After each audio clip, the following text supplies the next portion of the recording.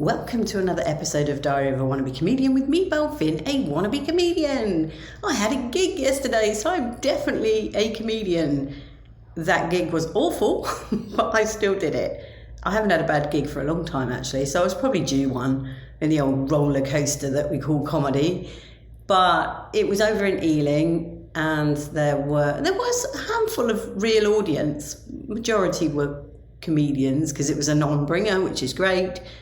But there was one lady in particular, she was about my age, so we're talking a middle-aged lady, sat in the very front row, didn't crack a face once. Or if she did it when I wasn't looking, because it was just, where's the energy, love? Where's the energy? Why sit in the front if you're going to be so negative? But there you are, that's women hating on women, isn't it, for you? There was a female comedian that also sat in the front row, and she was lovely. She gave me lots of energy, so I returned the favour, sat in the front and gave her lots of energy, because I thought, I'm not going to leave you to this other one. Anyway, that was yesterday, and thankfully that's done and dusted. I have done that gig before with mixed results. I think I've done it 3 times. 4. One of those was good. The rest of them, not so good. So that was that. The only other thing I've done is watch 2 movies. And it's quite spooky, actually, with the movies I watched and the 2 season series that I'm watching sort of outside the cinema. I've got 2 on the go because I don't like binge watching anything. So I kind of watch one thing a day and I enjoy it so much more. But there's a link between the 2 movies and the 2 things I'm watching. So first of all, I went to see Venom. And I do agree with the critics that it is very sentimental. It made me cry, but I cry at the drop of a hat, so that doesn't mean anything really. What I found amazing actually was all the British actors. I mean, they're all speaking with American accents, but they were all British actors, like Tom Hardy, obviously, Rhys Ifans, Juno Temple, Stephen Graham. Then I saw in the credits that Tom Hardy actually was part of the storyline and the producer, so there you are. He's obviously influenced who was cast.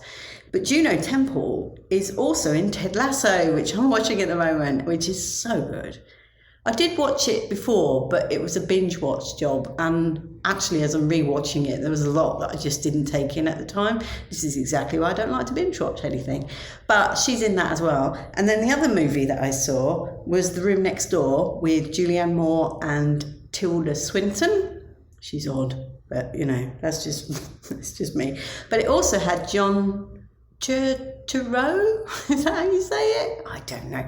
Anyway, he was in it, but he's also in Severance, which is another program that I'm watching one by one, which is really spooky. It's on Apple TV because I've got 3 months of free Apple TV, so I thought I would use it, and I'm watching, as you know, Ted Lasso, and Severance is the other one. But there's also some good stuff on the old Apple TV. Anyway, The Room Next Door was just, it was great to see 2 powerful women playing the key roles, but boring. Just found it, well, I don't want to say slow paced because it wasn't, but it was, if you know what I mean. Anyway, I just found it very odd. It felt very Scandinavian, actually, in lots of respects. But maybe that's just because Tilda Swinton always reminds me of Scandinavian women. I don't know. That's awful, isn't it? I'm saying they're odd. One of my good friends is from Denmark, so I can get away with it. Anyway, that is pretty much all I've done. I'm off out now because I'm going to go and see a friend who's potentially going to buy a flat. So I'm going to look at 2 flats with him, which I love doing. Much love and gratitude.